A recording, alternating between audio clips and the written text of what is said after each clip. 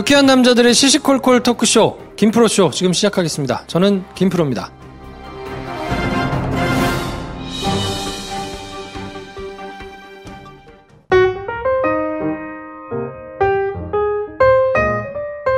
장편 영화를 열심히 준비하고 계신 배준현 감독님 나오셨습니다. 안녕하세요. 배준현입니다. 네, 실한 능참봉 김선생 나오셨습니다. 안녕하세요. 김선생입니다. 네, 저는 영화 좋아하는 김프로고요.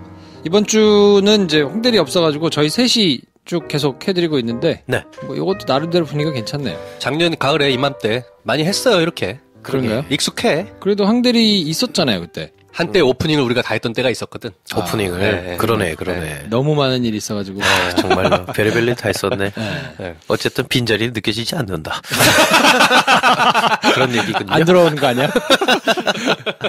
아, 근데 이걸 듣고 안 들어올 리가 없는 게, 원래 안 들어, 걔가. 아, 그렇지. 잘 안 들어요. 시컷만 들어. 네. 자, 이번에도 사연을 주셨는데, 야, 이거는 사연이 약간 애매한 사연인데. 네, 이거 하여튼 소개를 먼저 해주시죠. 일단 읽어보겠습니다. 나름 되게 진지하신 것 같아요. 왜냐면 개인정보를 안 주셨어요. 네. 진지하네요, 내용이. 네, 진지할 수밖에 없지. 그러네. 네. 어떻게 생각하십니까? 일단 맞자, 좀. 요즘 나한테 왜 그러니? 다들. 온통 배 감독이 불편할 만한 사연들 천지네요. 우리 집 앞에 와가지고 줄을 서 있으세요. 네. 아, 저는 여기서 이렇게 생각합니다.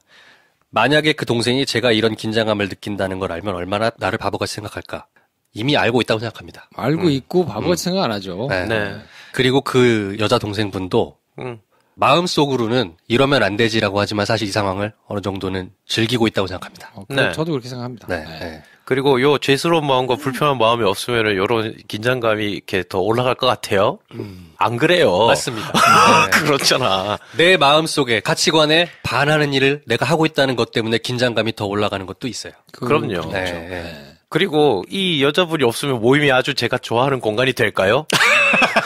이분 때문에 지금 아주 좋아하는 공간인 거예요. 예리한 포인트다. 예리한 그럼요. 포인트다. 네. 이런 일로 관둘 생각이 없는 게 아니라 이런 일이 있기 때문에 관두지를 못하는 거예요. 뭐라는 예리하네. 거야. 네. 아내를 데리고 와 모임에. 너무 몰아가는데 네. 지금 배 감독 꼬인 심정으로 지금 네. 뭐 이렇게 한번 얘기해 봅니다. 이런 적이 배 감독한테는 물어봐야지. 뭘? 있으신가요? 아, 저는 결혼한 적이 없었어. 아니 결혼한 거는 그 둘째 치고 여자친구가 뻔히 있는데도 인자가 있는데. 네. 네. 어떤 자리에서 그런 썸 비스무리한 감정 때문에 혼란스러웠던 뭐 점. 제가 주도한 적은 없고 뭐 그런 텐션들을 다들 느끼시나 봐요. 제가 아프지 않았을 때 철봉을 안 해도 됐을 때는 이런 일이 좀 종종 있었어요. 저는 그래서 그런 긴장감이 싫어서 모임을 끊고 냈죠. 밑도 끝도 없고 믿을 수도 없지만 뭐 그렇다고 합시다. 네. 받아줘. 환자잖아. 그렇지. 받아줘. 네. 요즘 내가 힘들어. 저는 그 모임을 관두셨으면 좋겠는데. 네. 차라리. 네, 늘 관두세요. 그러니까. 뭐, 아니 정말로 모임이 좋아서 동호회라 그러면 어떤 동호회인지 모르겠는데 비슷한 성격의 동호회는 많잖아요. 네네. 네. 근데 그 동호회 사람들이랑 오랜 시간 맺은 관계가 있기 때문에 그렇지. 그냥 관두고 다른 데 가기도 좀 그렇고 싫은 것 같기도 해요. 그건 이제 선택의 문제인 것 같아요. 그렇죠. 둘 중에 뭘 선택할 거냐의 문제인데 지금 본인이 계속 이 상태가 지속이 되면 끝을 예상하는 것 같거든요. 네. 요게 발전될 것이다. 라는 나름의 확신도 있고, 왜냐면 여자는 좋은데 그 여자는 나한테 전혀 마음도 안 보이는 나 혼자 이래요. 라고 하는 사연 같으면 지금 같지 않을 텐데, 그럼요. 말씀하신 대로 김 선생이 얘기한 대로 느끼는 것 같아요. 여자분도. 네. 그러니까 이게 더 혼란스럽고 더 긴장되고 막 그런 것 같은데, 네. 이거는 계속 이 상태가 지속이 되면 시작되는 거지. 저는 동호회를 관두는 거는 소극적인 방식이다 생각을 해요. 관뒀다 쳐. 근데 개인적으로 연락 오면 어떡할 거야? 그래, 그렇지. 연락 안 받아야지. 그러면 동호회를 뭐하러 관둬? 그럼 그 여자를 관두게 하나요? 그래요. 이 여자분이랑 해결을 해야 돼요. 문제의 근원을 잘라야 됩니다. 근데 여자 입장에서는 뭐 얘기를 한 것도 아니고 아, 그렇지. 뭘 한 것도 아닌데 갑자기 와가지고 좀 이상한 거 아니에요? 솔직하게 얘기를 하죠. 저라면 이렇게 할 것 같아요. 네가 나한테 그런 얘기를 한 것도 아니고 설레발을 치고 오지랖이라고 생각할 수도 있다. 근데 네가 여자로 자꾸 보인다. 많이 신경이 쓰인다. 그래서 솔직하게 한번 물어보자. 너는 나를 뭘로 생각하는 거냐? 네. 뭐라고 답할 것 같아요, 배 감독? 각오가 돼 있어요. 뭐 이러면 어떡해. 그러지 말아라. 그래. 서로를 위해 좋지 않다. 그 대화를 한다? 네. 나는 근데 이렇게 만약에 하고 계속 될 것 같다는 거지. 근데 만약에 그쪽에서 오빠 전 정말 그런 거 아니에요. 설령 실제로 그렇게 생각하지 않더라도 겉으로는 전 정말 그런 거 아니니까 그러지 않으셨으면 좋겠어요 하면 거기서부터가 또 새로운 계기인 거예요. 네. 네. 그래, 내가 너무 잘라는 극단적이야? 네. 저는 그냥 모임을 바꾸고 네. 바꾸면서 이런 얘기를 하고 바꿨으면 좋겠는데? 뭐 둘 다 해결책이긴 한데 저는 근본적인 해결책은 아닌 것 같다는 생각이 들어서 그런 거예요. 저는 왜냐면 이런 얘기를 하는 건 좋아요. 얘기를 하고 나가 이런데 되게 오지랖인 거 같고 미안하고 실례지만 뭐 그렇다. 그래서 이제 이런 얘기를 하면 지금 단계에선 제가 볼 때 그냥 끝까지 갑시다 이렇게 얘기할 가능성은 매우 적고 없지. 예, 여자분은 무슨 소리예요? 뭐 이렇게 하면서 정리를 할 거 아니에요. 네. 그렇다 하더라도 그 얘기가 있고 아무렇지 않게 모임이 계속되면 이젠 얘기도 했는데 그렇죠. 약간 이러면서 이제 그게 또 발전할 것 같아 나는. 더 다른 텐션을 올리는 요소가 되죠. 그럴 수 이 있죠. 사람들 왜 이렇게 결론을 그렇게 몰아가? 그게 아니고 대화를 하라는 목적은 그래. 네가 신경 쓰다는 말을 고백하는 게 메인이 아니고 신경 쓰이는데 난 앞으로 그러고 싶지 않고 너도 그러지 않았으면 좋겠다라는 얘기를 자기 입으로 하라고.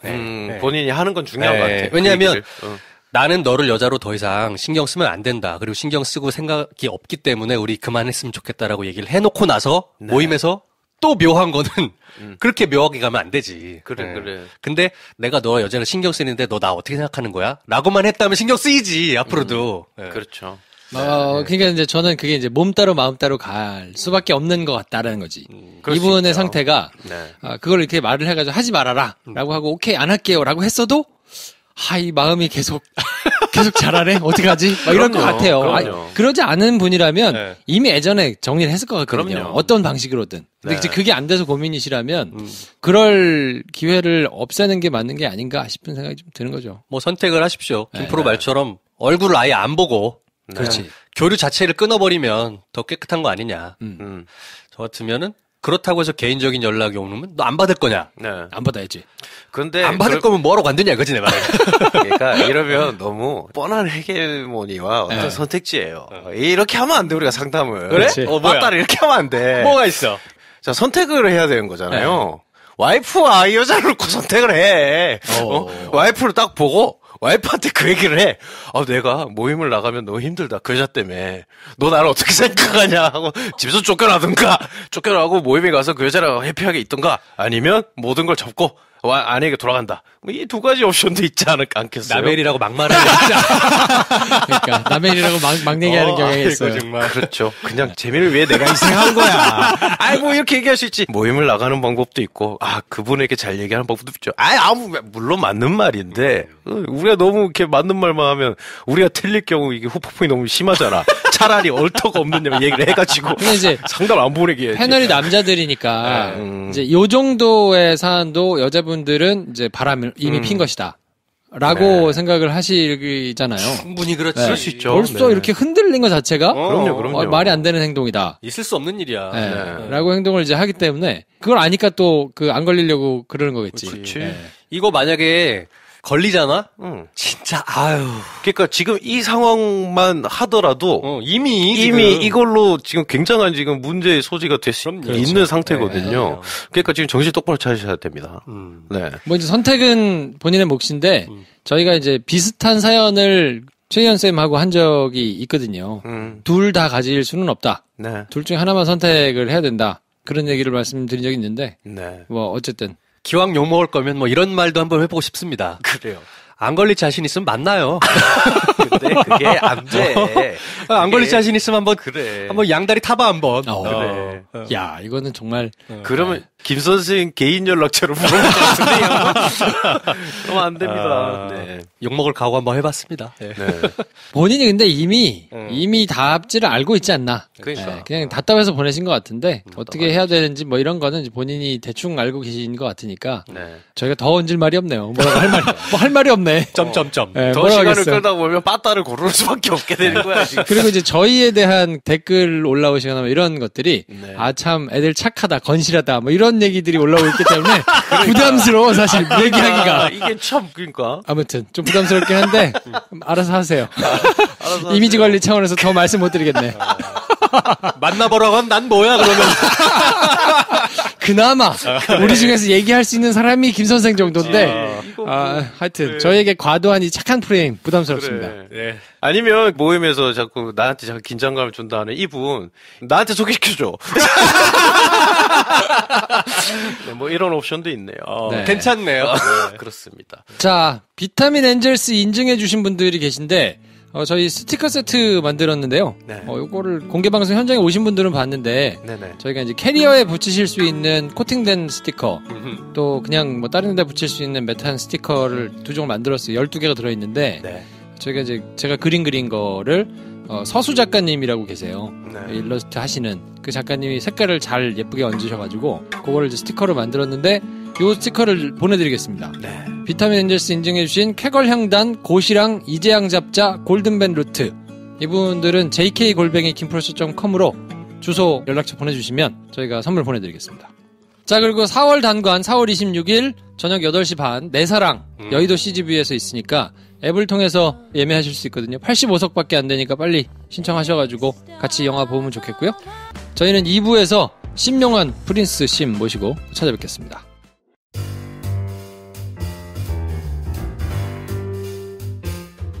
자, 수요일이면 오시는 그분입니다. 심용환 작가님 오셨습니다. 어서 오세요. 네, 안녕하세요. 심용환입니다. 네. 오늘은 왜 프린스라고 안 해? 놓쳤어, 타이밍을. 잘하셨어요. 프린스 용환심. 네. 그리고 그 옆에는 수요일마다 앉아 계시는 한량 김찬봉 나오셨습니다. 안녕하세요. 오늘부터 능찬봉으로 일하게 될 김 선생입니다. 아니, 그걸 너무 마음에 들어요. 그쵸? 그러니까. 나의 제2의 페르소나야. 능찬봉. 난 전생에 능찬봉이었을 것 같아. 이건 100%야. 쉽게 말하면 기회주의자. 인생 쉽게 가는 사람. 네. 자, 오늘은 남북관계사를 한번 훑어볼 텐데 그 전에 어떤 광고 있습니까, 오늘은? 아니, 무슨 광고를 안 갖고 오면 안 될 것 같은. 그럼요. 네, 저야 뭐 영광인데 4월 18일부터 6주간 부천시 평생학습센터에서 헌법 강연 6주간 진행합니다. 아무래도 개헌 이슈가 화두여서 4월 18일부터 해서 매주 수요일 날 5월 23일까지 저녁 7시부터 9시까지 이제 헌법을 갖고 6주간 부천에서. 몇 명입니까? 강연합니다. 정원이? 아니, 이건 정원이 많지 않은 것 같아요. 한 20-30명 정도밖에 안 돼서 요즘에는 구별로 뭐 이렇게 센터를 만들어요. 학습 센터를 만들어서 강연하는데 정기 강연 같은 경우는 숫자를 좀 적게. 그러니까 이제 무시한 거죠. 너무 적게 잡은 것 같아요. 그래서 미어 터져서 공간이 확대됐으면 좋겠다. 뭔 얘기하는 거지? 하여튼. 정확히 위치가 어딘가요? 부천 그 강의장이? 저도 아직 안 가봤는데. 아니, 들으실 분들 생각하기면 또 이렇게 가까운 데 어디로 이렇게 안내드리면 더 좋으니까. 부천시 평생학습센터에서 있으니까 혹시 뭐 부천 근처에 계신 분들은 프린스 심을 직접 만날 수 있는 기회입니다. 6주 동안. 작년에는 사실 헌법 강의 많이 했어요. 뭐 온갖 곳에서 했는데 올해는 이제 안 할 줄 알았는데 이 워낙 이제 이 이슈가 계속 가니까 결국은 제가 이제 나가게 됐습니다. 제가 프린스 심에 관련된 저희 팟빵 게시판 댓글을 하나 읽어드릴게요. 악플? 소정 H2O님께서 심용환 쌤의 안산도서관 강의 듣기 위해 칼퇴근하고 열일하고 있습니다. 지난주에 관심 없는 신랑 꼬셔서 같이 다녀왔는데 약간의 관심이 생긴 듯해서 좋으네요. 화이팅입니다. 이렇게 다니시는 분이 있단 말이죠. 바로 아랫분은 비록 사진은 이완배 기자의 한국재벌 흑역사를 바로 구매했다고 말씀을 하셨으나 맨 뒷문장이 덧붙여 단박의 한국사는 한참 전에 구입해 중학생 딸들 읽히게 하고 있습니다.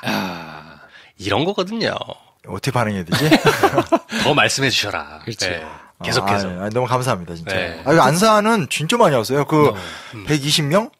그래가지고 그 공간이 커요. 홀이 큰데 그 보조의자까지 쫙 놔서 꽉 차서 지금 2주째 했는데 다들 이제 안 빠지시고 계속 놀랬어요. 그리고 그중에 이제 또 우리 김프로쇼 식구들은 또 티를 냅니다. 왜냐면 각종 이유로 왔을 거 아니에요. 뭐 꼭 저만이 아니더라도 그냥 평소에 도서관을 이용하면서 역사에 관심이 있으신 분들이 사실은 더 많을 거고 왔는데 이제 꼭 김프로쇼 식구들은 이제 제가 강연하는 데 가면 김프로쇼 듣고 왔어요? 그래서 이렇게 쓱 그냥 한마디 던지는 그래서 뭐 좋죠. 그래서 이 팟캐스트라는 게 사실은 어떻게 피드백을 확인하기 쉽지 않은데 현장에 가서 이제 보고 왔다는 분들이 강연장 여기서 광고한 거는 꼭 오셔서 꼭 티를 이렇게 내주셔서 행복한. 앞으로는 강의장에서 만나시면 꼭 이렇게 티를 내주세요. 안녕하세요, 프린스심. 그러면 무슨 영문인지 모르는 옆에 사람들이 뭐야 프린스 심. 아 요즘 댓글 같은 게 다 프린스 심이야. 입에 잘 붙는다니까요. 네. PS. 그렇지. 이만큼 붙인 김에 붙일게요. 사실 지금 오픈 날짜가 애매해서 네. 제가 말씀을 아직 못 드렸는데 팟캐스트 네.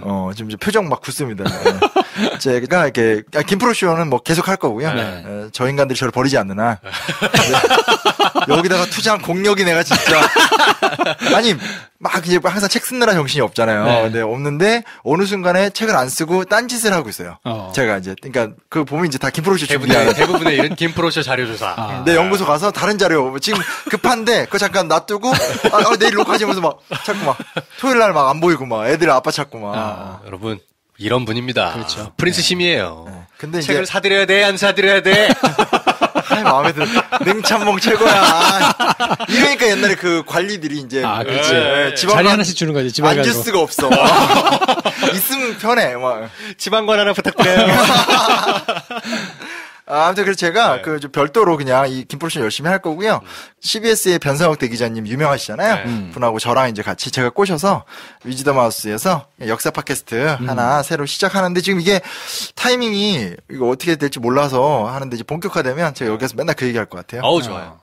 저희 뭐 그래서 하시는 일은 무조건 밀어드리지. 그럼요. 그러니까 여기는 이제 좀 젊은 감각이고 사실 예전에 제가 이제 팟캐스트 했었잖아요. 근데 그때 이제 그 하나 아쉬웠던 건 이제 제가 이제 주관하는 게 아니어서 갑자기 사실은 끝났거든요. 그리고 그러면서 다시 하자라고 얘기해놓고 영원히 안 하게 된.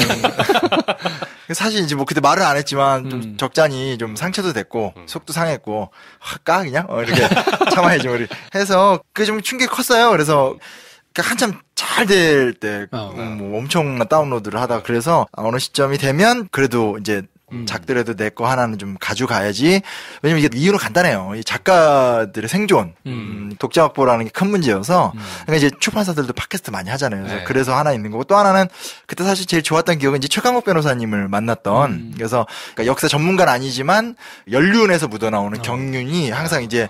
그럼요. 그래서 결론은 뭐냐면 우리끼리 맨날 했던 얘기예요. 제주는 용환이가 부리고 뜬 건 최강욱이다. 왜냐면 내가 떠드는 건 이미 쟤는 역사니까 하는 거고 거기 이제 최강욱 변호사 한참 듣고 핸드폰 하다가 자기 하는 거 몇 개 붙이면 사람들이 이야 변호사가 이 사람 대박이네. 그러면서 제가 또 한 단계 그분을 또 이렇게 올려드렸는데 얄미웠죠. 뒤돌아보면 생각드는 게 뭐냐면 그렇게 한 생애를 가치 있게 사신 선배들을 내가 또 그렇게 조금이라도 또 이렇게 올려드리는 게 또 나한테도 보람이 있는 과정이라는 생각도 좀 들어서 고민이 많았는데 다큐멘터리 하다가 변상욱 기자님을 알게 됐어요. 알게 됐는데 이제 되게 가까워졌는데 또 내년에 은퇴하신다고 그러셔서 고민이 많으세요. 그래서 이제 후배로 좀 도와드릴 수도 있고 또 선배가 가는 장에 보탬도 되고 나도 좀 덕도 받고 이런 의미로 제가 좀 별도로 팟캐스트 이름이 역공이라고 역사 공부의 준말인데 역공 진짜 싫거든요. 단박의 한국사도 진짜 싫었거든. 근데 이게 막 출판사에서 그게 팔린다고 막 저는 막 우아하게 막 생각하는 역사 이랬는데 안 팔린다고 그러는데 역공도 막 싫은데 변석 기자 옆에서 괜찮은데 이래가지고 또 강제로 통과됐습니다. 근데 이게 방송 나가는 시점에 올라갔을 땐 약간 애매한데 일단은 제가 한번 말씀드렸습니다. 나오게 되면 정확하게 언제부터 나온다고 저희한테 한 번 더 고지해 주시면 아니요 매주 와서 얘기할 거예요. 방송 내내 그냥 김프로가 그랬다며 초기에 김프로쇼 띄우려고 어디 가서 다 했다고 저도 똑같이 한번 해보려고. 자 아무튼 역공 많이 들어주시고 기대도 해주시고 뭐 응원 많이 해주셔야 됩니다. 표정이 안 좋아요, 근데 김프로가. 왜요? 그러니까 우리는 상생. 우리 상생이에요. 상생이죠. 같이 올라가야 돼요. 맞아요. 그럼요. 저희가 듣보잡의 서름을 너무 겪었기 때문에 저희가 뭐라고. 맞아요. 제가 그 여담인데 블랙하우스 출연한다고 하니까 사실 그냥 여태까지 방송 진짜 많이 나갔거든요. 뭐 센 거 많이 나갔는데. 무지하게 나갔죠. 근데 갑자기 저 김프로가 비굴하게 저한테 형 저희 버리면 안 돼요. 저 너무 황당한 댓글에 뭐 뭔 소리야 이러면서 막 너무 옛날에 서로 많이 겪으셨다라는. 저희 많이 겪었거든요. 저 김프로 씨 너무 사랑합니다. 여유를 가져. 능참봉들은 여유가 있다. 정말. 자, 그래서 오늘은 남북 관계사를 한번 정리를 할 텐데 이제 정상회담도 곧 이제 뭐 시작할 거고 여러 가지로 남북이 이제 화해 무드 근데 화해무드라고 얘기하기는 아직 조금, 그렇죠. 조금 살얼음판 같은 분위기가 좀 있기는 하지만, 어쨌든 작년하고 비교를 해보면 굉장히 진일보한 지금 시점이기 때문에, 우리가 한번 되짚어볼 필요가 있다. 그래서 한번 그 내용을 한번 쭉 훑어주실 텐데요. 네네. 그러니까 남북관계의 역사는 사실은 고등학교 학생들한테는 수능의 필수 문제예요. 한 10여 년 전부터는 무조건 박정희 정권 때 7사 남북 공동성명하고 노태우 정권 때 91년 남북기본합의서 그리고 김대중 대통령 때 2000년 6.15 공동선언 이거는 무조건 수능에 나오던 문제였어요. 단답형이지만 통일에 대한 의지가 이제 역사교육에 반영이 돼 있던 건데 근데 되게 중요하고 그 앞뒤를 좀 파보면 이래저래 좀 생각할 거리가 많고 그래서 오늘은 좀 그 얘기를 차분하게 한번 또 준비해봤습니다. 네. 지난주 왕릉으로 마음의 풍요로움을 달랬다면 다시 또 빡센 주제로 왔습니다. 얘기하라는 얘기죠? 그렇죠. 네. 저희는 강의를 들을 준비가 돼 있으니까요. 촉촉한 눈으로 바라보고 있잖아요. 이제 능천봉은 좀 뺀질뺀질한 느낌? 일단 박정희 정권 때부터 얘기할 수밖에 없습니다. 왜냐면 그전에는 한국전쟁을 했고 그 한국전쟁 전에는 북한도 남진 통일이지만 우리도 북진 통일이었기 때문에 서로 쓸어버리자 이런 식이었기 때문에 그 얘기는 별로 의미가 없고 그리고 60년대까지만 하더라도 뭐 그러다가 이제 제일 중요한 사건은 1972년 7.4 남북공동성명입니다. 이건 얘기를 안 할 수가 없고 또 하나 좋은 게 뭐냐면 이게 어찌됐건 박정희 정권 때 했다. 그러니까 소위 말하는 보수 정권에서 했다라는 또 하나의 명분을 또 갖고 있고 막 이래가지고 여러 가지 의미를 갖고 있습니다. 근데 그러면 왜 하필 1972년에 남한과 북한이 합의를 했냐라는 게 좀 중요한 건데 이게 되게 재밌는 게 1960년 기준으로 남한 1인당 국민소득이 87달러. 60년. 그리고 북한이 148달러. 그러니까 60년대만 해도 우리가 훨씬 못 살았는데 76년 정도부터 우리나라가 이제 북한을 이기기 시작을 하거든요. 연돈이 약간 차이가 있는데 1970년대쯤 되면 이제 우리도 자신감이 생긴 거죠. 야, 우리 힘들었는데 밀고 올라오고 있어. 경공업의 성과야.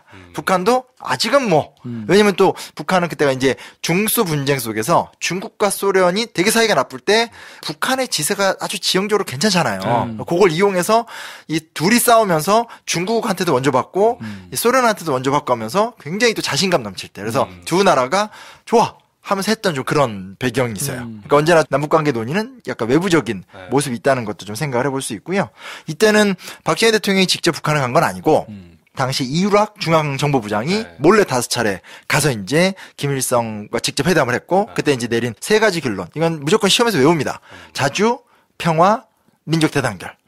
그래서 평화는 자주적으로 우리끼리 협의하고 두 번째는 이제 평화롭게 마지막은 그걸 통해서 민족 대단결을 이뤄내자. 라고 하는 게 한국전쟁 이후 20여 년 만에 처음으로 이제 남북 간 합의를 맺게 된 그러니까 한반도 역사의 가장 중요한 합의가 7.4 남북공동성명. 자주평화 민족대단결. 이 3가지 원칙을 도출한 거네요. 그렇죠. 그 원칙은 사실은 그 이후의 선언문에 다 반영이 돼 있어요. 그러니까 이것이 가장 좀 중요한 키워드라고 할 수 있죠. 사실 또 이런 걸 할 수밖에 없었던 게 요거 하기 전에 3년 전에 삼선개헌이라고 박정희 대통령이 강제헌법을 뜯어 고쳐서 3번째 나온 거예요. 69년에. 요거 좀 자세히 알고 싶으면 단박의 한국사죠, 뭐. 네. 어느 편? 현대편. 어머나 마음에 들어요. 그러니까 옷도 파란색 옷인데. 그렇죠. 책 표지가 하필 파란색이어서. 네. 저는 오실 때 색깔까지 맞춰 입어요. 네. 속옷 보여드려요? 속옷은 빨간색이야. 왜? 근데 편이 빨간색이야. 정말 능천봉 같아. 왕릉편에 후유증이 이렇게 셀 줄이야. 괜히 관직을 받는 게 아니거든요. 그럼요. 그렇죠. 오직 인맥과. 새치혀. 장난 아니다, 진짜. 가위로 잘라버리고 싶어.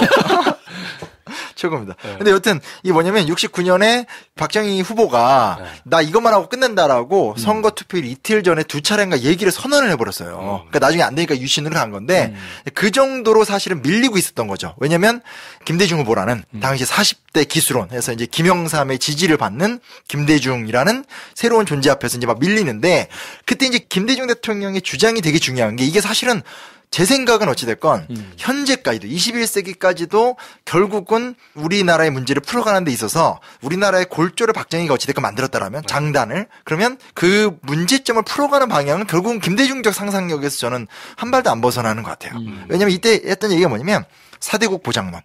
주변 4개 국가가 우리나라의 안전을 보장해야 된다라는 거. 그리고 하나가 뭐냐 남북교류론.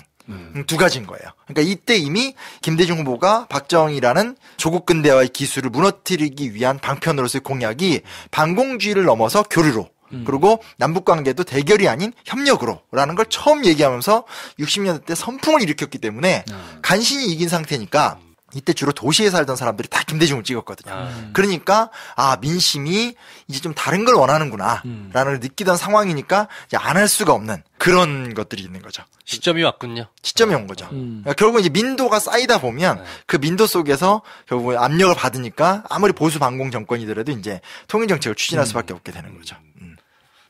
뭐 얘기하는 거 아니에요? 아니. 새기고 있었어요. 72년 그런 타이밍이. 네. 이거 분명 편집될 건데 이거 요거를 내보내야 되는데.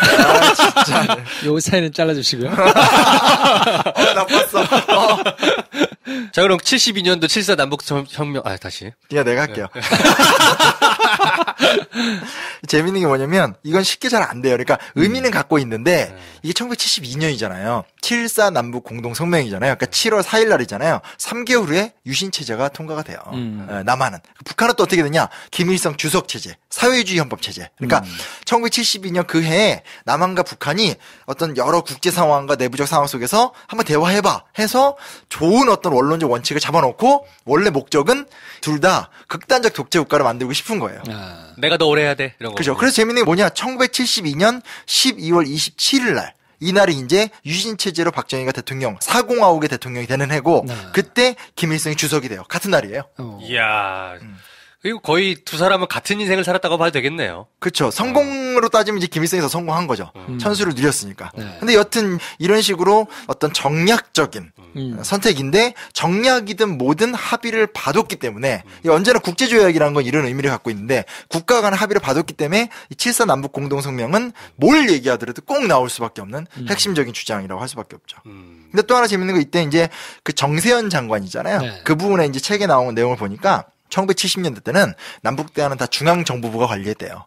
그 왕릉 옆에 있었던. 다 관리했었고, 통일부는 이때 뭐였냐? 홍보. 그리고 너무 웃겼던 게 국론 통일.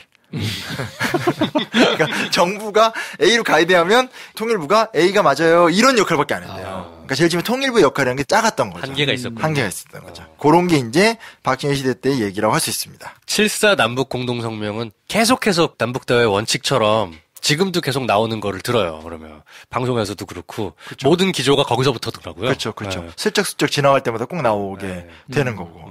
뭐 전후에 가장 이제 처음으로 있었던 시도니까 뭐 의미가 아주 없었다고는 할 수 없는데 어쨌든 실질적으로는 서로 이제 가지고 있던 꽁꽁이가 달랐으니까. 그렇죠. 뭐 그게 이제 계속 아주 실제적인 효과를 내기는 좀 어려웠다고 봐야 되는데. 네. 이게 또 배경이 뭐였냐면 72년 직전에 71년에 남북 최초의 적십자회담을 해서 이걸 만든 거예요. 그러니까 이제 또 국제적인 의미도 갖는 거죠. 그러니까 이게 국제사회에서도 요거 좀 의미를 갖고 있는 조약이 될 수밖에 없죠. 네. 북에도 적십자가 요즘도 활발한가 모르겠네. 저희가 지난 겨울에 적십자랑 같이 캠페인 한 적이 있었는데 그때 이런 얘기를 좀 나눴었거든요. 네. 남북이 항상 적십자로 먼저 교류를 한다고. 아니 능참봉이 그런 얘기하니까 되게 안 어울린다.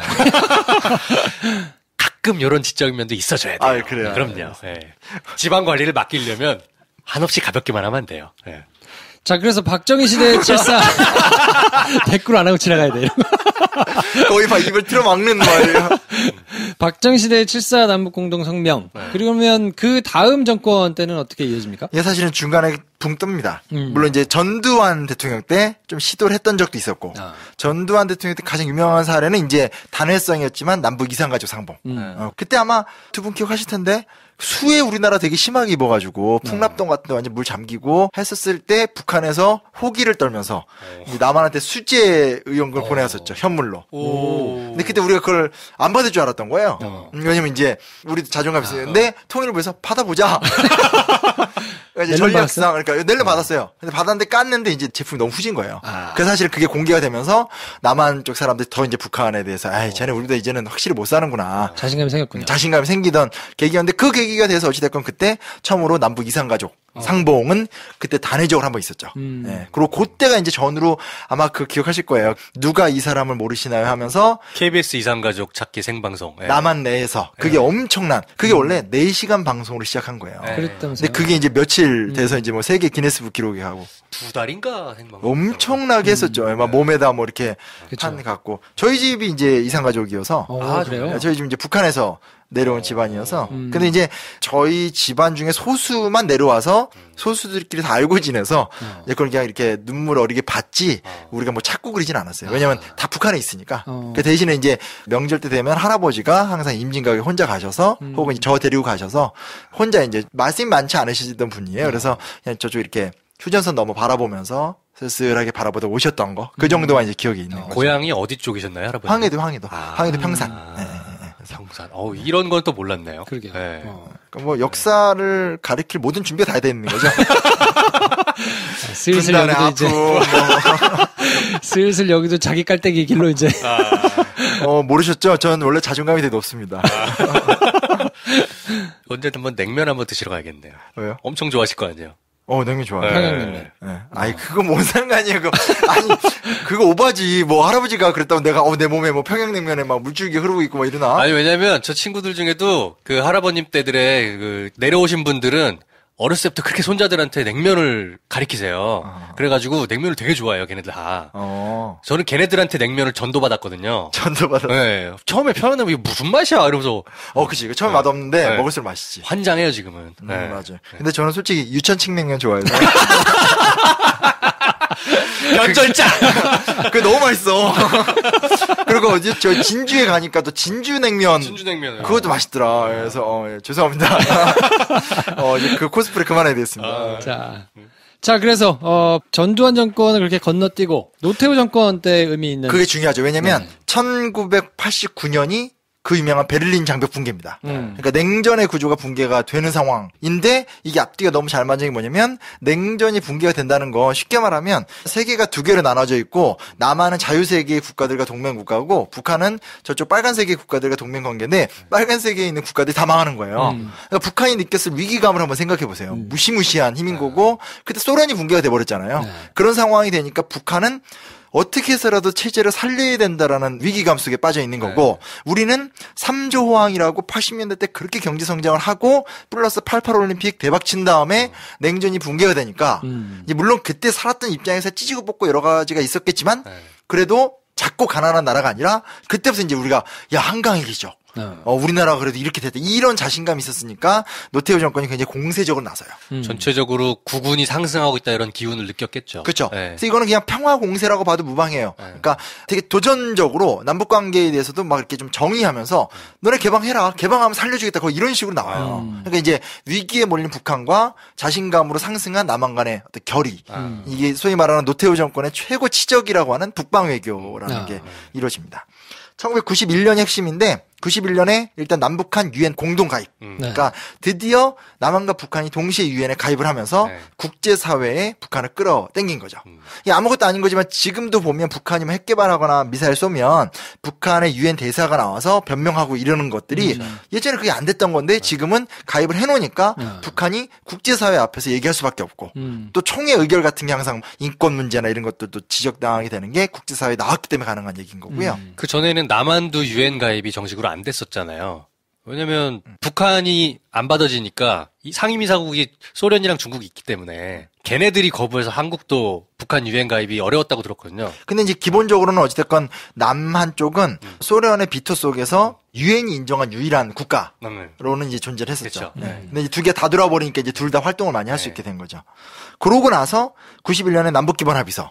요게 이제 되게 중요한 거죠. 왜냐면 개념 3가지만 있었는데 그게 아니라 아예 쉽게 말하면 두툼하게 책을 만든 거죠. 이때 처음으로 남북 고위급 회담이라는 게 진행이 돼요. 그러니까 남한의 장차관, 장성급과 북한의 동급의 고위 관료들이 나와서 여러 차례 회담을 하면서 두툼하게 이제 우리나라가 어떻게 나갈 것인가에 대한 플랜을 세웠던 거. 그러고 92년에 그러니까 해를 넘겨서 한반도 비핵화 공동선언. 한반도에는 핵이 있으면 안 된다까지 연착을 한 거죠. 그래서 유엔에 들어가고 남북 기본 합의서를 통해서 이제 구체적인 협력 방안을 마련하고 해를 넘겨서 비핵화 공동선언을 해버리니까 분위기가 이제 아주 살았던 거죠. 무르익네. 무로 이긴 거죠. 어느 정도였냐면 1992년 한 해에만 남북회담이 88회. 야, 진짜 많았네요. 진짜 많은 거예요. 거의 뭐 한 주 건너 한 번씩 했네요. 이게 계산을 해봤더니 1971년부터 이명박 정부 때까지 42년 동안 606회를 했어요. 그러면 한 회당 많아봤자 14번, 한 15번밖에 안 되는데 92년 한 해에는 88번을 한 거예요. 야. 88번. 진짜 많이 했네요. 일주일에 2번씩 본 거야, 거의. 그런 셈이죠. 그쵸. 요런 건 계산이.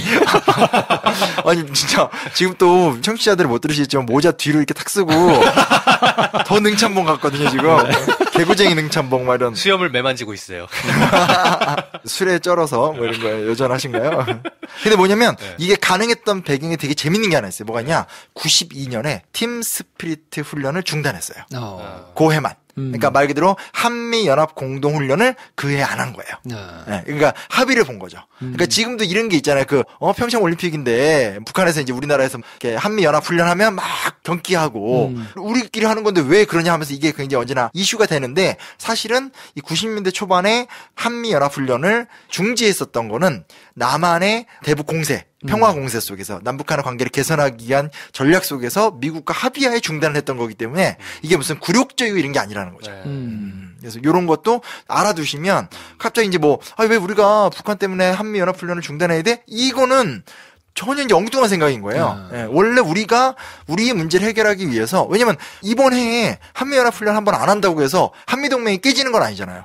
그렇죠? 미군이 사라지는 것도 아니고 미군 기지에 멀리 있는 것도 아니기 때문에 요게 좀 인상적이었다고 볼 수 있습니다. 그 주변에 있는 이제 어린 친구들 얘기를 들어보면 되게 인상적이었던 게 실제로 한미 연합 훈련을 한다고 해서 그게 전투력에 대단한 상승을 가져올 거라고 아무도 기대하지 않는데 저게 굉장히 위협이 되기는 되나 보다라고 얘기들을 많이 하더라고요. 저걸 가지고 저렇게 경기하는 걸 보면 야, 저게 우리는 그냥 훈련 그냥 을지 훈련 한다고 누가 또 이제 한국 남자들이 이제 군바리를 살면서 그러니까요. 맨날 군의 허술함을 너무 잘 알기 때문에 그리고 맨날 하는 게 훈련이니까 또 이제 그 감각이 되게 둔한 것도 사실 있잖아요. 그러니까. 하여튼 북한 입장은 그게 아닌 것 같아요. 그리고 이게 단박에 역사 현대편 읽어보면 잘 나오지만 폭격을 경험한 나라잖아요. 그러니까 소련군 스탈린은 너네가 전쟁하고 싶으면 하는데 도와주진 않을 거야, 잖아요. 그러니까 공군력을 안 도와줬거든요. 그래서 공군이 만주를 지키기 위해서 미국기가 뜬 적이 있지, 한반도 북부를 지켜주기 위해서 미국기가 넘어온 적이 없어요. 그러니까 이제 말 그대로 그 어마어마한 미군 항공기가 평양과 모든 일대를 막 부실 적에 그렇게 다 당하고 있었거든요. 근데 그때 최고 정점은 하루에 미군 폭격기가 800대가 떠요. 800대, 900대가 떠서 평양을 뽀개는데, 그러면 살아남을 수가 없는 수준이잖아요. 작살이 나겠네. 그러니까 전쟁 끝나고 나니까 인구가 20만인가 줄고 막 그래요. 평양의 시가. 그러니까 그런 식으로 줄기 때문에 북한 사람들이 갖고 있는 미제 무기, 이거에 대한 두려움은 클 수밖에 없죠. 우리가 생각하는 거 이상은 공포감이겠네요. 그러니까 우리는 아무 생각 없이 그냥 비19 저게 핵무기가 있대 이러면서 이렇게 신기해하는 거지만 북한 지도부 입장에선 그렇게 하면서 확 밀고 넘어올 수 있는 이런 게 있겠죠. 그리고 그런 위협감이 떨어져도 국가를 좀 단결시키려면 그 위협감을 또 강화시키고 이렇게 하는 작업도 있을 거고. 그게 군바리가 문제죠. 우리는 별로 그런 게 없잖아요. 이렇게 훈련해도 하나보다.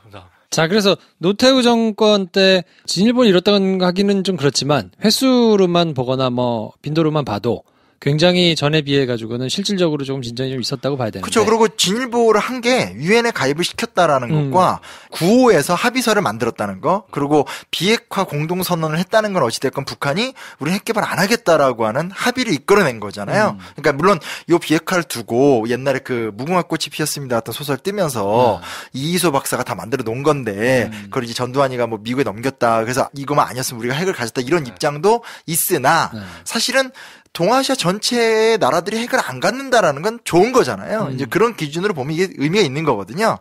근데 이제 이 문제가 언제 생기냐? 김영삼 정권 때입니다. 참 이 애증의 사나이 김영삼 아닙니까? 마냥 미워하자니 또 나름 한계 있고. 아이고, 그죠. 또 근데 또 마냥 칭찬하자니 또 저지른 게 너무 많고. 참 생각 약간 귀염상이시잖아요. 그래서 마냥 미워하기도 그렇고 하여튼 한데 이분이 재밌어요. 단적인 구호만 읽어드리면 참. 이분이 했던 말입니다. 어느 동맹국도 민족보다 나을 수 없다. 죽이죠. 이게 취임사 때였단 말이에요.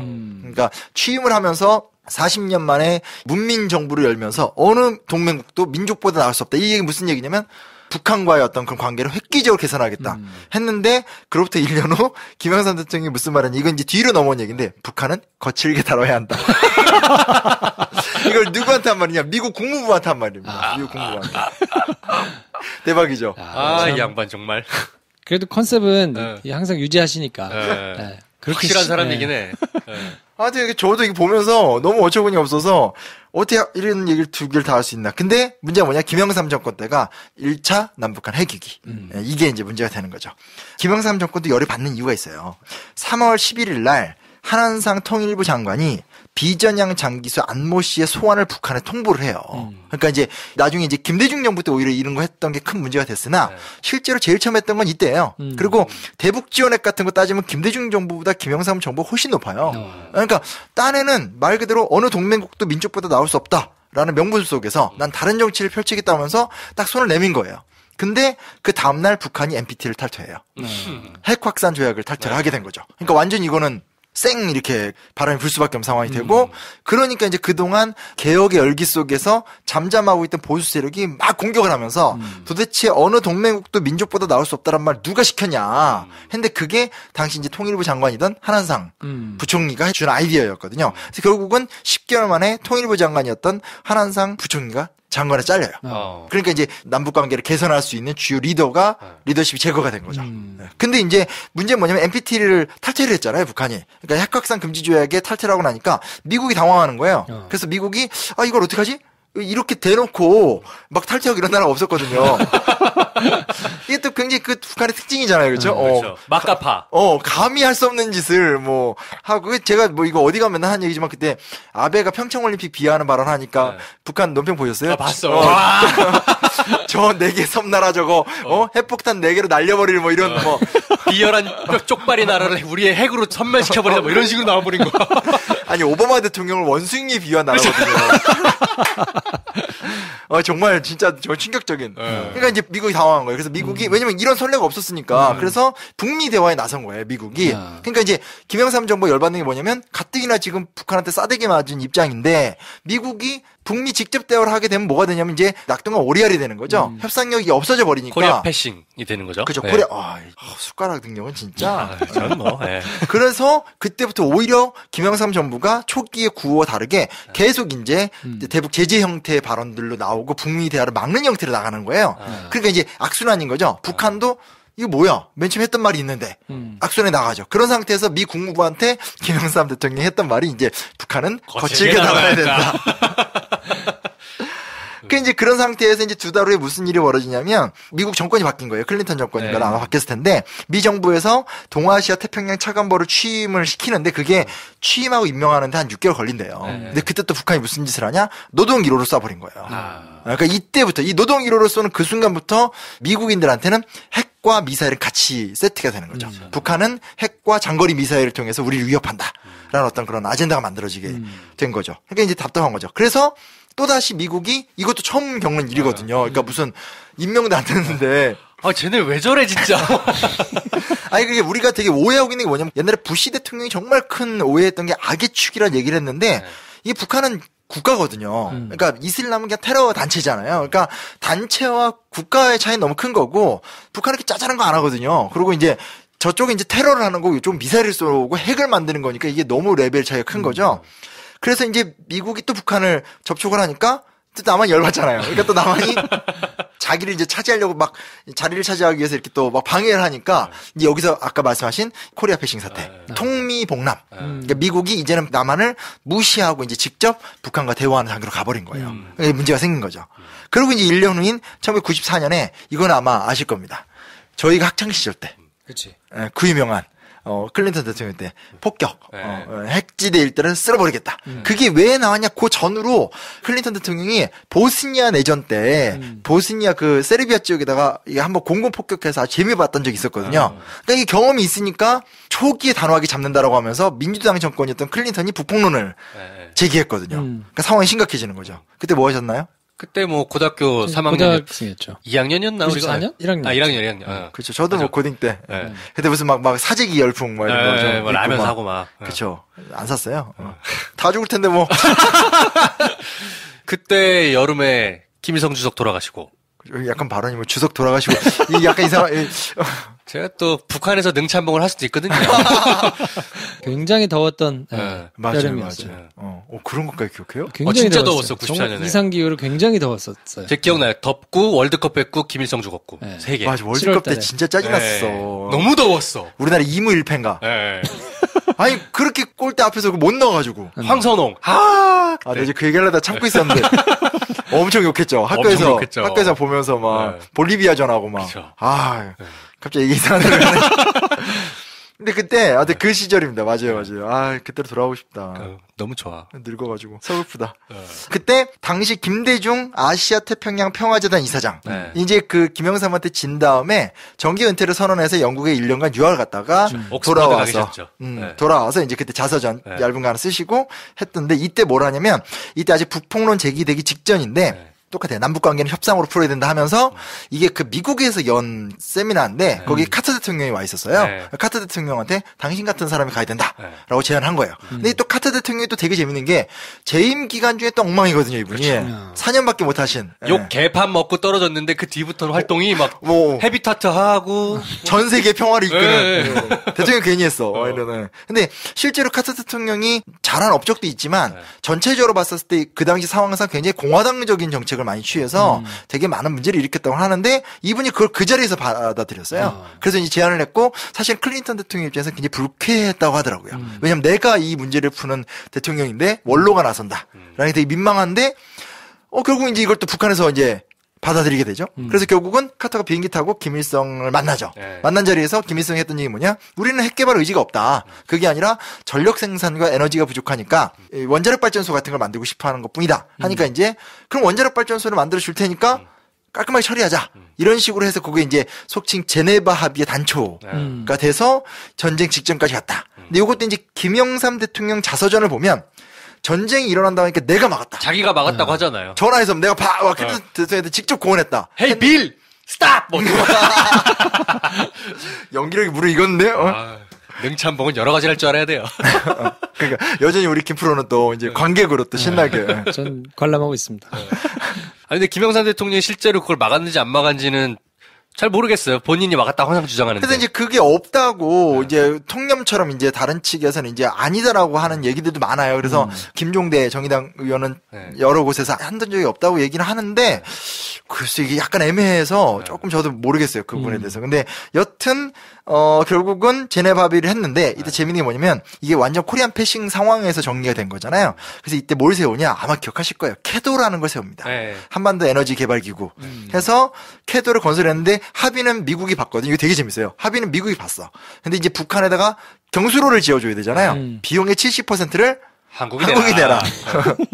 그러니까 이게 소위 말하는 통미봉남이 돼버리면 이런 문제가 이제 생기게 된다라는 거죠. 그리고 일본은 20% 내라. 근데 일본이 자기는 20% 안 낸다. 10억 달러를 내겠다. 근데 이게 20%면 그 당시 돈으로 9억 6천인가 그러거든요. 그러니까 이제 10억 달러면 더 많이 내는 건데 그래도 10억 달러 내겠다고 해서 10억 달러를 내요. 왜냐면 일본 애들이 꼼꼼한 게 물가 계산을 계산한 것 같아요. 이거 좀 늘어질 수 있는데 시간 오래 걸리는 거니까 이거 올라갈 수 있다. 그러면 이제 일본이 한국이 70% 일본이 20이면 10이 남잖아요. 이거 누가 내냐? 미국은 안 낸대요. 안 낸다고 하더니 10%를 어떻게 했냐? EU를 갑자기 끌어들여요. 유럽연합. 그러더니 캐도에 이사지간을 줘라. 그리고 10%를 넣자. 그러니까 이 뭐냐면 전형적인 어떤 미국식 세계주의. 이 문제를 해결할 적에 꼭 동맹국들을 다 끌어들여서 이렇게 만드는 특징. 근데 여기서 너무 웃긴 게 그럼 미국은 한 게 없잖아요. 약속이 뭐냐 미국은 중유를 제공하겠다라고 해요. 기름을. 근데 되게 재밌는 게 뭐냐면 그때는 기름값이 쌌거든요. 기름값이 이 이후 엄청난 속도로 올라가요. 그래서 결국은 미국이 굉장히 피해를 많이 봐요. 중유 사다 주다가. 이것도 미국식 세계화의 바보 같은 점. 그렇죠, 그렇죠. 이런 일화가 있었습니다. 그래서 이때 결국은 극적으로 문제가 해결이 됐다고 생각을 했고 김일성이 먼저 제안을 해서 남한의 대통령 김영삼과 남북 회담을 하자라고까지 얘기를 해서 준비를 다 하고 있던 중에 정말로 급설을 하게 되죠. 그래서 이게 이제 두고두고 이제 김영삼이 되게 아쉬워하는 거죠. 만약 이때 내가 했었으면 훨씬 더 많은 걸 끌어낼 수 있었을 텐데. 말은 그렇게 하지만 속으로는 내가 DJ보다 먼저 평화상 받는 건데. 요게 컸을지도 몰라요. 정확한 거죠. 네. 그렇죠. 예. 왜냐면 평생의 라이벌이잖아요. 네. 그게 그렇죠. 지지에 따라서 한쪽을 냉정히 경우가 있지만 냉정히 따지면 진짜 약간 사후서술에서 그러니까 이제 나중에 과거를 회상하는 데서 김영삼 대통령이 되게 솔직한 스타일이니까 김대중 대통령에 대한 불만을 막 드러내는 스타일인데 김대중 대통령이 이제 조금 더 이렇게 차분하시기 때문에 그때 내가 좀 양보했으면 이런 식인데 근데 이게 앞뒤를 따지면 제가 보기에는 이거는 둘이 똑같아요. 그래서 뭐 나한테 그런 아쉬움도 있었겠죠. 근데 이게 아무튼 갑자기 사망하게 되고 3년간 유은 통치로 들어가게 되는 그러니까 정권 급변동 상황이 생기고 북한에서는 처음으로 정권 교체를 하는 거기 때문에 남북 관계가 굉장히 안 좋아졌기 때문에 이 이후에 또 별다른 게 없게 진전 되는 자체가 안 되는 거죠. 안 되는 거죠. 안 되는 거죠. 그러다가 98년에 이제 저번에도 했던 얘기지만 그 있잖아요. 현대 정 회장님께서 소떼 소떼 끌고 네. 문을 열고 그 무슨 정주영 체육관 이런 게 있대. 있죠. 평양에. 그러니까 현대가 지어준 거예요. 그런 거 따지면 다 그래요. 그거는 우리가 다 대부분 해주기 때문에. 근데 어찌됐건 있더라고요. 근데 그러고 이제 나서 김대중 대통령이 2000년 6.15 공동선언을 통해서 남북관계 획기적인 길을 열게 되는데 이 원칙이 좀 바뀐 게 되게 중요한 게 북한이 뭐뭐 하면 해주겠다의 논리에서 처음으로 우리가 뭘 먼저 해서 북한의 변화를 이끌어내겠다로 바뀐 거래요. 햇볕 정책이네요. 햇볕 정책. 그때부터 프레임이 만들어진 게 뭐냐면 이명박 박근혜 정권의 핵심 특징이 뭐냐면 비핵화를 하면 우리가 이걸 해주겠다 하는 거고 김대중 정권 때부터 노무현 정권 이렇게 소위 말하는 진보 개혁 진영의 아젠다는 우리가 뭔가를 먼저 해서 상황을 바꾸겠다. 두 개의 노선이 딱 대립되면서 나타나게 된 거죠. 근데 김대중 정권에서 특별히 신경을 썼던 건 뭐냐면 중국의 개방 모델 연구를 많이 했대요.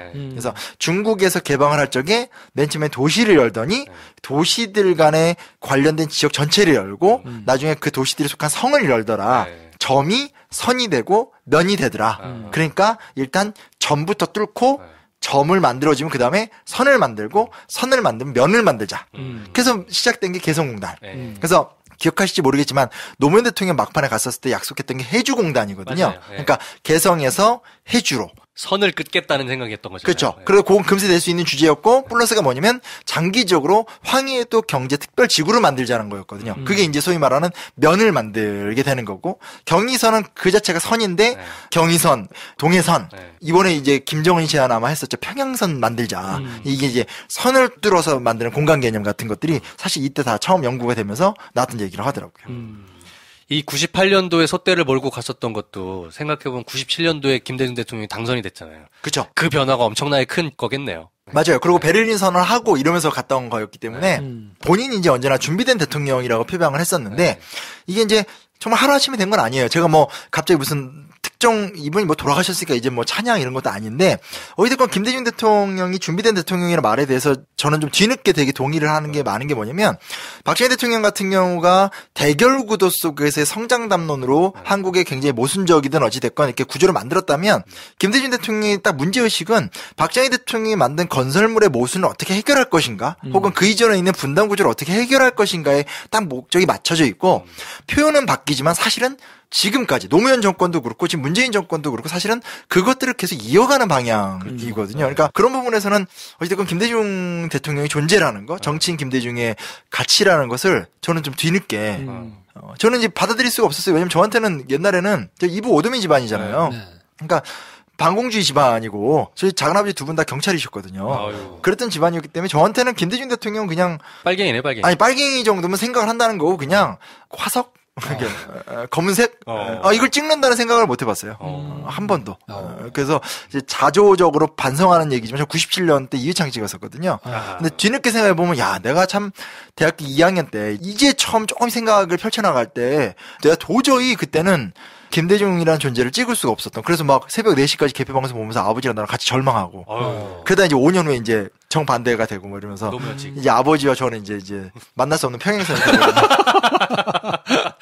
하여튼 저는 이제 김대중 대통령 보면 그게 항상 기억이 나요. 약간 미안함도 있고 그때는 내 입장에서 도저히 받아들일 수 없는 존재였던 게 너무 컸던. 근데 나중에 이제 역사를 연구하면서 이 사람이 보여줬던 길이라는 것이 어떤 정치인으로의 팬의 문제가 아니라 방향성이 있어서는 참 이분의 아이디어가 왜냐면 이 사람이 아세안 플러스 3 같은 거, 그러니까 소위 말하는 동아시아 평화공동체 같은 담론도 다 처음 하신 거거든요. 그래서 현재 하고 있는 거의 모든 모델들이 다 사실은 김대중이라는 사람의 구상에서 나오는 거기 때문에 정말 대단한 사람인 것 같아요. YS와 DJ의 가장 결정적인 차이는 공부를 하냐 안 하냐의 차이인 것 같아요. 그렇죠. 네. DJ는 공부를 진짜 많이 하는 분이잖아요. 그러니까 네. 서지에 뭐 15,000권의 책을 갖고 있었던 거고 자서전 보면 감방생활 같은 거 하면서 느낀 독서의 기쁨 같은 것들에 대해 얘기하는 거고 김영삼 대통령이 이제 머리는 빌려와서 쓰면 된다. 근데 그걸 마냥 무시할 수는 없는 게 이게 약간 균형을 맞춰야 될 것 같아서 근데 그건 분명히 알았던 것 같아요. 김영삼 대통령이 본인이 김대중 대통령에 비해서 좀 딸리고 그리고 당시 뭐 2개의 한국인가 쓴 미국 기자의 책을 보면 김대중 대통령이 굉장히 박식하다. 근데 김영삼 대통령은 민주화에 대한 열정만 박식하다. 그러니까 목적의식은 정확한데 근데 그 외에 나머지는 좀 디테일이 떨어지고 자신감만 강하다는데 본인이 단점을 알아서 그래서 원래 김영삼 곁에 사람이 많다. 심지어 백기환이라든지 우리나라의 아주 민중 진영의 그런 사람들도 실제로 김대중보다 김영삼이 훨씬 호의적이었고 그렇죠. 그런 게 강한 뭐 인간적 매력? 근데 그게 이제 컨트롤을 잘 못했다는 게 이제 문제가 되는. 그래서 어찌됐건 김대중 정권 때 변화라는 게 굉장히 컸고 요걸 이제 노무현 정권에서 계승하면서 개성공단, 경의선 등등등의 구체적 조치들이 이루어지면서 상당히 황금기를 보내게 됐죠. 자, 그래서 1972년 7.4 남북공동 성명부터 시작해가지고 DJ까지 쭉 흐름을 한번 살펴드렸는데 이후에 뭐 이제 요걸 한편으로 후루룩 다루기에는 사실 너무 양이 많기도 하고 중요한 주제니만큼 한편으로 끝낼 수는 없지 않을까 싶은 생각이 들어서 내용이 중요하기도 하고 폭로하겠습니다. 분명히 한편으로 나한테 해오라고 했는데 자기들이 하다가 이게 될 것 같거든. 그러니까 저한테 갑자기 한 편 더 준비해 오라고 하네. 야, 이런 진짜 너무 알차요 내용이. 정말 이렇게 너무 후루룩 끊기에는 버릴 수가 없어. 그러니까요. 정말 새치어들 진짜. 정말 내가. 자, 그래서 일단 DJ까지 한번 쭉 맥을 훑어드렸으니까 이후에 나머지 사실들에 대해서는 이제 또 4월이면 계속 남북 정상회담 관련해가지고 이제 뉴스들이 좀 쏟아질 텐데 그런 것하고 좀 종합적으로 이해를 하실 수 있도록. 그래요. 그러니까 다음 시간에 그러면 미국의 입장, 뭐 피봇, 오바마 때, 저는 오바마 대통령 되게 안 좋아해요. 왜냐면 오바마 대통령을 싫어했던 건 그 시기 때가 남북 관계에 저는 최악의 상황이었다고 생각을 하기 때문에 미국의 입장, 그리고 결국 중요한 건 9.19 공동성명이거든요. 그거랑 이제 남의 나라, 베트남이나 뭐 독일 같은 얘기들도 같이 하면서 얘기를 해야 되겠네요. 다음 시간에 그래서 남북 관계사에 대해서 후속편을 조금 정리를 해드리고 오늘은 아무튼 박정희로 시작해서 김대중까지 뭐 이렇게 쭉 흐름을 꿰드렸으니까 중간중간 빠진 게 있었다면 아마 이렇게 맥을 잡으시는 데는 좀 도움이 되지 않았을까. 적당하게 절반 얘기를 한 것 같네요. 남북 얘기를 할 때 박정희부터 DJ까지, DJ부터 현재까지. 관련해서 다음에 좀 읽으실 만한 책들도 제가 한번 소개시켜 드릴게요. 오늘 시간에서. 그거 읽기 전에 이제 단박의 역사 먼저 읽으시면 참 좋다. 무조건 담배 학사부터 읽고 봐야죠. 그렇죠. 그건 뭐 기본인데. 파란색 옷 입고 얘기하니까 되게 기분 좋다. 자, 그래서 오늘 시간은 이 정도에서 정리하도록 하고요. 저희는 다음 주에 또 프린스님 모시고 남북관계사 하편에 대해서 정리를 해드리도록 하겠습니다. 다음 시간에 뵙겠습니다. 네, 감사합니다. 고맙습니다.